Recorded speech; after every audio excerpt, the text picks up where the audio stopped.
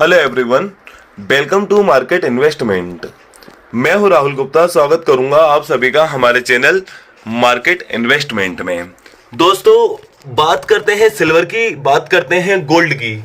दोनों ही स्क्रिप्ट के अंदर, दोनों ही धातुओं के अंदर काफी भारी गिरावट हमें देखने को मिली। अगर इस वीक की बात करें तो इस वीक के अंदर गोल्ड के अंदर हमें 500-700 अंकों जितनी एक बड़ी गिरावट देखने को मिल चुकी है। और अगर हाई से बात करें तो हाई से तो काफी बड़ी गिरावट आपको गोल्ड के अंदर देखने को मिल चुकी है। चांदी में भी 2000 अंकों से ज्यादा बड़ी गिरावट आपको देखने को मिल चुकी है। तो भाई, इतनी ज्यादा गिरावट क्यों निकल कर आ रही है? पीली धातु इतनी ज्यादा मजबूती के दौर से गुजर रही थी, इतनी ज्यादा तेजी थी गोल्ड के अंदर, फिर एकदम से क्या हुआ? ऐसा क्या हो रहा है जो गोल्ड के भाव बिल्कुल नीचे की तरफ आते जा रहे हैं? वही बात करें चांदी की, चांदी के अंदर भी काफी अच्छी मजबूती थी। चलो, तेजी देखने नहीं मिल रही थी कोई बात नहीं, लेकिन मजबूती देखने मिल रही थी। गोल्ड के बराबर तेजी नहीं आ पा रही थी, लेकिन मजबूती जरूर थी चांदी के अंदर। वो मजबूती भी टूटती हुई नजर आ रही है और चांदी के भाव भी लगभग हमें 72,000 रुपए के स्तर के आसपास आते हुए दिखाई दिए हैं। तो ऐसा क्या हुआ है? चांदी के अंदर क्यों इतनी बड़ी गिरावट आई? गोल्ड के अंदर इतनी बड़ी गिरावट क्यों निकल कर आई है? देखिए दोस्तों, सबसे पहले गिरावट का कारण जानेंगे। गिरावट क्यों है, कहां तक है, कहां तक ले जा सकती है भाव को। इस गिरावट के दौर में क्या करना है, एक्सपर्ट अपनी क्या राय दे रहा है, खरीदारी है, बिकवाली है, प्रॉफिट बुकिंग है, क्या करना है? आने वाले क्या इवेंट्स हैं जो गोल्ड और सिल्वर को कहां लेकर जा सकते हैं?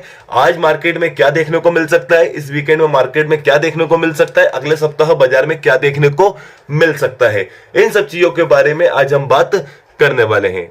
देखिए दोस्तों, सबसे पहले तो गिरावट का हम कारण जानेंगे। देखिए दोस्तों, सबसे पहले इतना तो आपको पता है कि बाजार के अंदर तेजी क्यों थी। तेजी आने का सिर्फ एक ही कारण था कि फेड अपनी ब्याज दरों के अंदर जल्दी से जल्दी कटौती कर सकता है, यह उम्मीद जताई जा रही थी, जिससे गोल्ड के भाव के अंदर काफी अच्छी तेजी रही। ठीक है, भू राजनीतिक तनाव को लेकर भी गोल्ड को सेफ इन्वेस्टमेंट के रूप में तेजी में लेकर आया। ठीक है, चांदी भी गोल्ड का अनुसरण करते हुए मजबूती से ट्रेड कर रही थी। ठीक है, लेकिन फेड ब्याज दरों को कम करने वाला था, ऐसा अनुमान है, ऐसा अनुमान लगाया जा रहा था। लेकिन फेड अधिकारियों ने पहले ही क्लियर कर दिया था कि फेड अपनी ब्याज दरों के अंदर कटौती तब ही कर पाएगा जब अमेरिका के आर्थिक आंकड़े अच्छे निकल कर आएंगे। अमेरिका के आर्थिक आंकड़े अच्छे निकल कर आएंगे तो फेड को ब्याज दरों के अंदर कटौती करने में और ज्यादा आसानी होगी। लेकिन अभी हमने जो आंकड़े निकल कर आए, बेरोजगारी आंकड़े निकल कर आए, पीएमआई आंकड़े निकलकर सामने आए, तो हमने बहुत सारे आंकड़े देखे अमेरिका के जो काफी ज्यादा थोड़े से ऊपर नीचे रहे हैं, कुछ नेगेटिव डेटा भी रहे हैं, जिससे फेड अपनी ब्याज दरों के अंदर कटौती करने वाला था, उसकी उम्मीदें कम हो गई है। फेड वॉच टूल के अनुसार ये उम्मीदें 90% तक पहुंच चुकी थी, 90% तक पहुंच चुकी थी। ये उम्मीदें वापस पलट के 60%, 65% के आसपास आ गई हैं। 90% उम्मीदें जाग चुकी थी फेड वॉच टूल के अनुसार कि ब्याज दरें कम हो सकती हैं। मार्च 2024 में फेड अपनी पहली ब्याज दर के अंदर कटौती कर देगा।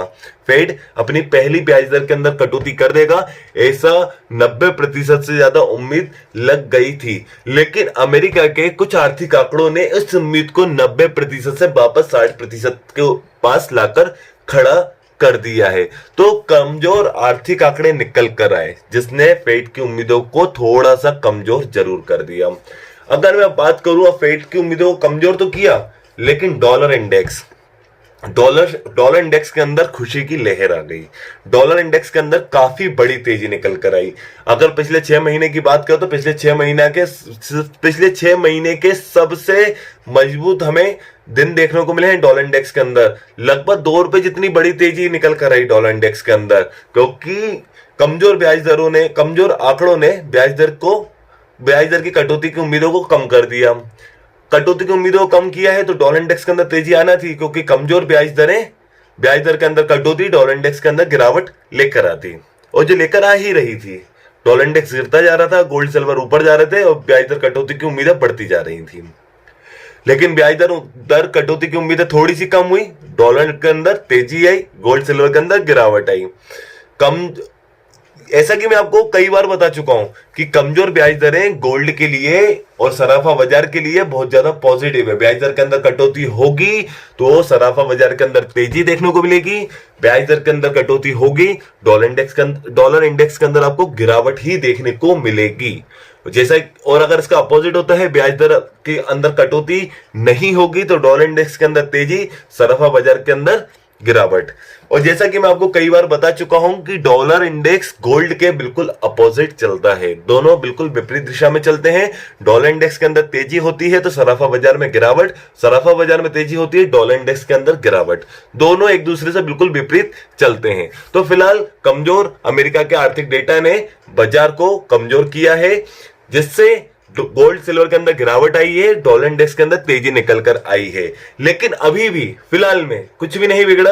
लेकिन आज जो डेटा निकल कर आने वाला है, अमेरिका का पेरोल डेटा निकल कर आने वाला है, जो कि आज शाम को 7 बजे निकल कर आएगा, जो बिल्कुल दिशा निर्धारित करेगा कि मार्च में अमेरिका फेड अपने ब्याज दर के अंदर कटौती करेगा या नहीं करेगा। आज पेरोल डेटा ही अभी फिलहाल में गोल्ड का भाव ऊपर और नीचे ले जा सकता है और डॉलर इंडेक्स को भी काफी ज्यादा ऊपर नीचे कर सकता है। तो आज शाम को 7 बजे भारतीय समय के अनुसार शाम को 7 बजे अमेरिका का पेरोल डेटा निकलकर आने वाला है, जिसके ऊपर आपको पूरी नजर बनाना है, उसी के ऊपर नजर बनाकर अपनी पोजीशन बनाना है, उसी को हिसाब से आपको एक स्टॉप लॉस बहुत ज्यादा मेंटेन करना है। क्योंकि अगर ये डेटा नेगेटिव आ गया तो फेड को थोड़ा सा विचार करना पड़ेगा ब्याज दर के अंदर कटौती करने के लिए। ठीक है, उम्मीद है काफी ज्यादा धुंधली हो जाएंगी कि मार्च में कटौती होगी या नहीं होगी। अगर ये डेटा खराब आ गया तो गोल्ड सिल्वर के अंदर गिरावट चालू हो जाएगी, ये भी आपको ध्यान रखना है।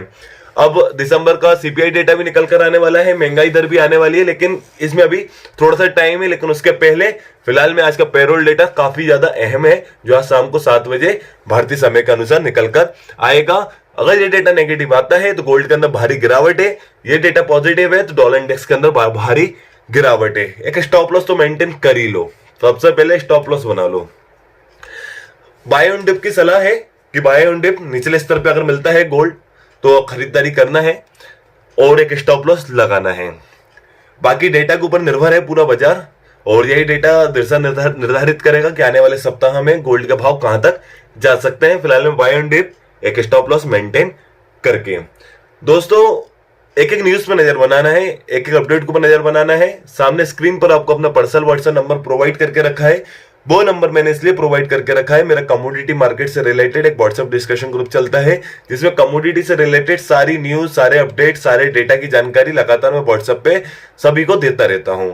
अगर आप भी मेरे व्हाट्सएप ग्रुप में ऐड होना चाहते हैं तो सामने दिए हुए नंबर पर आप व्हाट्सएप पे मैसेज कीजिए, मैं आपके नंबर को अपने कमोडिटी ग्रुप में ऐड कर दूंगा। चलिए दोस्तों, गोल्ड सिल्वर को कंप्लीट एनालाइज करके एक वीडियो में सैटरडे संडे वीकेंड पर लेकर आ रहा हूं, उसको आप जरूर देखिए। फिलहाल आज आपको पेरोल डेटा के ऊपर नजर बनाना है। चलिए दोस्तों, अगर आपको ये मेरी वीडियो अच्छी लगी है तो मेरी इस वीडियो को लाइक कीजिए। अगर आप मेरे साथ जुड़कर रहना चाहते हैं तो मेरे इस चैनल को सब्सक्राइब कीजिए एंड अंत तक मेरे साथ इस वीडियो में बने रहने के लिए आप सभी को मेरा दिल से धन्यवाद।